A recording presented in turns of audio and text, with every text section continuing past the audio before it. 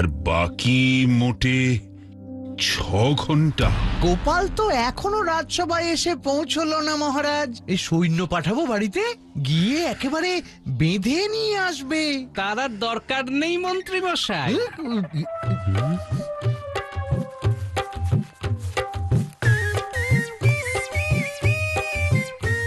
তোমার হাতে ওটা কি গোপাল?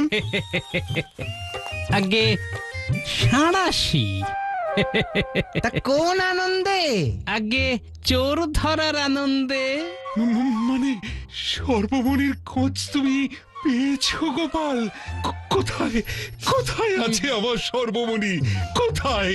আগে সর্বমণির খোঁজ এখনো পাইনি মহারাজ, তবে চোরের সন্ধান মনে হয় পেয়েছি। আর এই সাঁড়াশি দিয়েই সেই চোর ধরবো। সারাশি দিয়ে নাকি চোর ধরবে? গোপালস্য শির উন্মাদম অস্তি। অর্থাৎ গোপালের মাথা গেছে বিগড়ে, এবার মুন্ডুটাকে কেড়ে। চুপ! তোমার কথার মাথা মুন্ডু তো কিছুই বুঝতে পারছি না গোপাল। আগে আমার হাতে এখনো 6 ঘন্টা সময় আছে মহারাজ, আমাকে আমার কাজ করতে দিন। রাজ্যে ঢেঁড়া পিটিয়ে ঘোষণা করে দিন গোপাল ভাঁড় সর্বমণি চোরের সন্ধান পেয়েছে।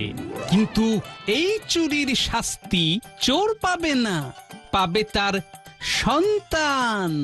এ আবার কি ধরনের শাস্তি গোপাল? ইটের বদলে যেমন পাটকেল, তেমনি সর্বমণির বদলে চোখের মণি। বাবারে, না না না, এই যে ভয়ঙ্কর শাস্তি! তা গর্দান নেওয়াটা কি খুব আরামের শাস্তি মহারাজ? তাড়াতাড়ি করুন, সময়টা যে পাকাল মাছের মতো হাত থেকে গলে যাচ্ছে। এসব কথায় ভুলবেন না মহারাজ। মন্ত্রী তুমি থামো। সর্বমণি আর এই গোপাল দুটোই পৃথিবীতে অদ্বিতীয়, তাই গোপালকে একবার শেষ চেষ্টা করতে দাও। জয় জয় মহারাজের জয় জয় জয় জয় জয় জয়।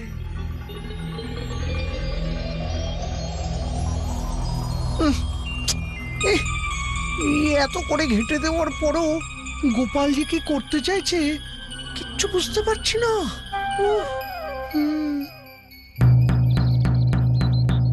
শোনো শোনো শোনো, অবশেষে সর্বমণি চোরের সন্ধান পাওয়া গেছে, কিন্তু এই চুরির শাস্তি চোর পাবে না। শাস্তি পাবে তার সন্তান। সর্বমণির বদলে চোরের চোখের মণি তার সন্তানের গর্দান যাবে, এটাই মহারাজের ঘোষণা। শোনো শোনো শোনো,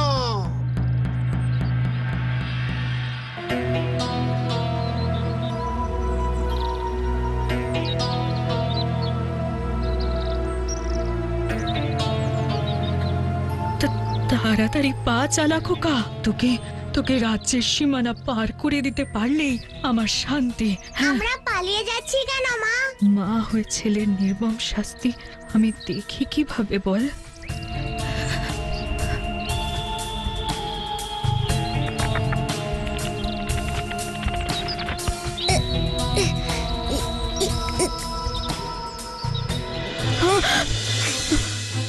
গোপাল দাদা,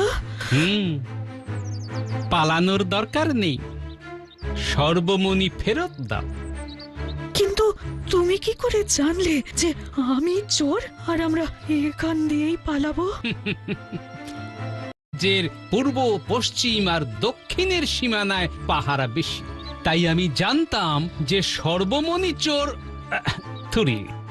তোমাকে এই উত্তরের সীমান্তেই পাবো।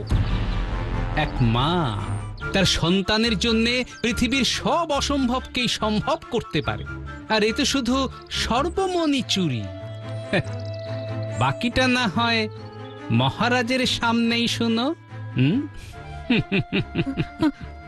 আমাকে ক্ষমা করে দাও গোপাল দাদা, আমার এই শাস্তি আমার এই সন্তানকে দিও না।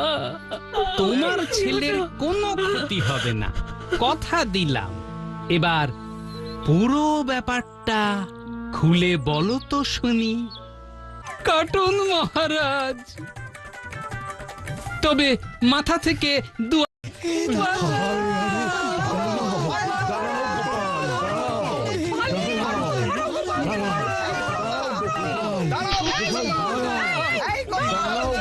হচ্ছেটা কি? কাটুন কাটুন মহারাজ, তবে মাথা থেকে 2 আঙ্গুল ছেড়ে কাটবেন।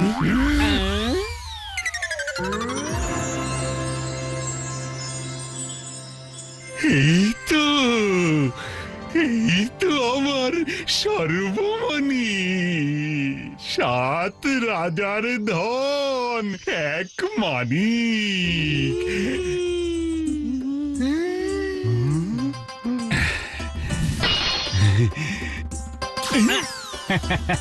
এত তাড়াতাড়ি দেব না মহারাজ, সবে তো গল্পের ভূমিকা, এখনো অনেক কাজ বাকি আছে। কি কাজ গোপাল? এটা পেলে কোথায়? আর চোরই বা কে? চোর তো অনেক আছে, সবার আগে তাহলে প্রথম চোরকে ডাকি। রমা,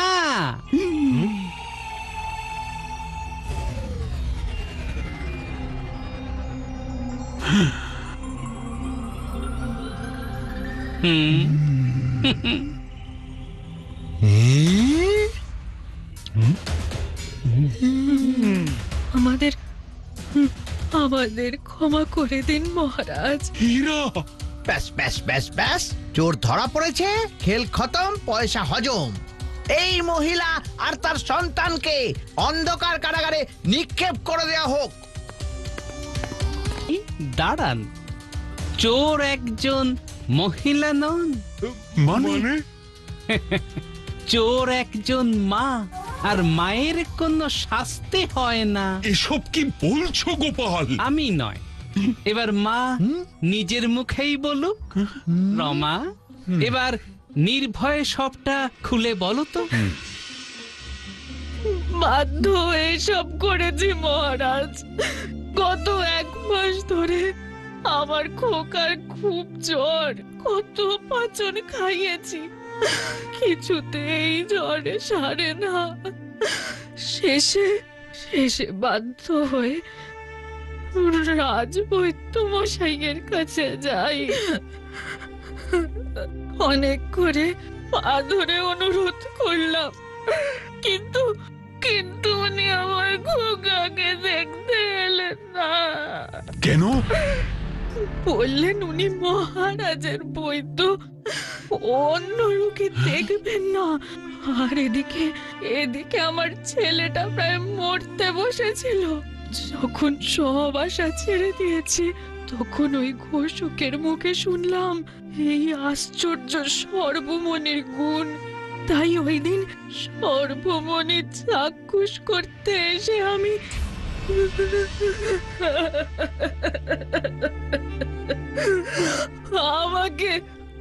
আমাকে ক্ষমা করে দিন মহারাজ, ক্ষমা করে দিন। বৈদ্য কি করে তার রোগীদের জীবন করবে আসান, যদি তার মনই হয় পাষাণ? ছি ছি রাজবৈদ্য, ইচ্ছে করছে এই মুহূর্তে তোমাকে ঘাড় ধরে এই প্রাসাদ থেকে বার করে দিই। আমাকে ক্ষমা করে দিন মহারাজ, কথা দিচ্ছি এই ফুল আর দুবার হবে না। রমা, আমি আমার রাজবৈদ্যের হয়ে তোমার থেকে ক্ষমা চেয়ে নিচ্ছি। এরপরে এই ঘটনা এই রাজ্যের কোনো প্রজার সাথে হবে না। এ রাজা কৃষ্ণচন্দ্রের প্রতিজ্ঞা।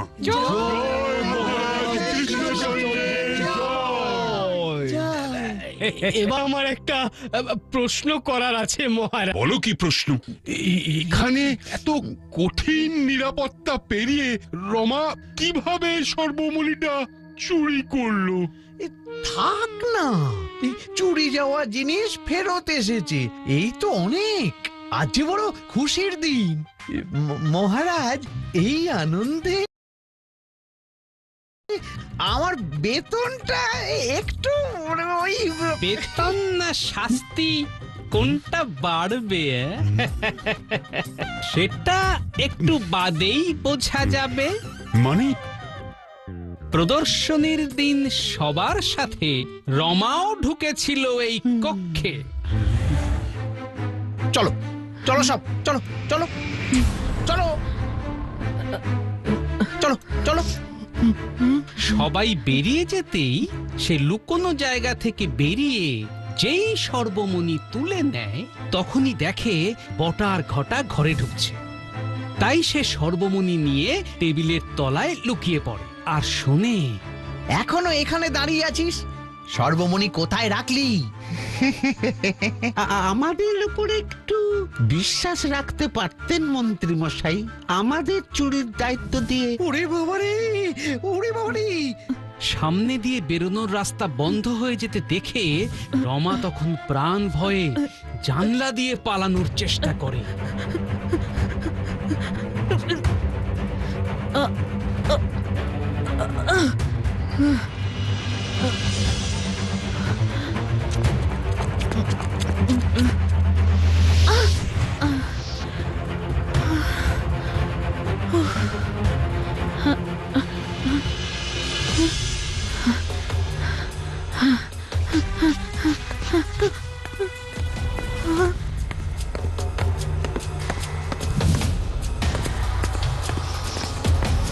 চোর দেখলেই না আগে মুন্ডু কাটবি, মন্ত্রীমশাই বলেছেন।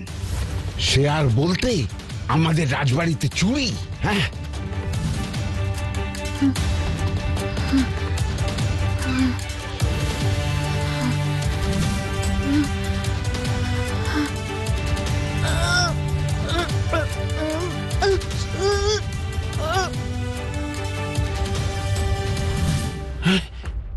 এত সাহস তুমি কোথা থেকে পেলে রমা? তারপর ওই সর্বমণির গুণে আমার এই মৃত্যু পথযাত্রী খোকা সেরে উঠল মহারাজ। তাহলে সর্বমণির পরীক্ষাও হলো আর আমার চাকরিটাও বাঁচলো। কি বলেন মহারাজ? ঠিক ঠিক, একমাত্র মায়েরাই পারে নিজেদের জীবনের মায়া ত্যাগ করে সন্তানের জন্য ঝাঁপিয়ে পড়তে। একজন মা সর্বমণি চুরি করেছেন তার সন্তানের জীবন বাঁচাতে। ওদিকে মন্ত্রী মশাই সর্বমণি চুরি করতে চাইছিলেন তার নিজের স্বার্থে। এবার বলুন তো মহারাজ, কে বেশি অপরাধী? অবশ্যই মন্ত্রী। ভাগ্যিস ওই মন্ত্রীর আগে রমা ওই সর্বমণিটা চুরি করে নিয়েছিল, না হলে তো এতক্ষণে ওই সর্বমণির জোরে ধন সম্পত্তি বা কুবুদ্ধি লাভ করে মন্ত্রী ওই সিংহাসনে গিয়ে বসতো। এই কৃষ্ণনগর রাজ্যকে লোভী মন্ত্রীর হাত থেকে বাঁচানোর জন্য আমি এই রমাকে 100 মোহর পুরস্কার দেব।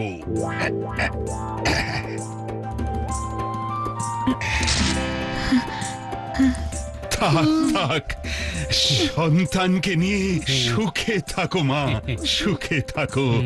মহারাজের জয় হোক।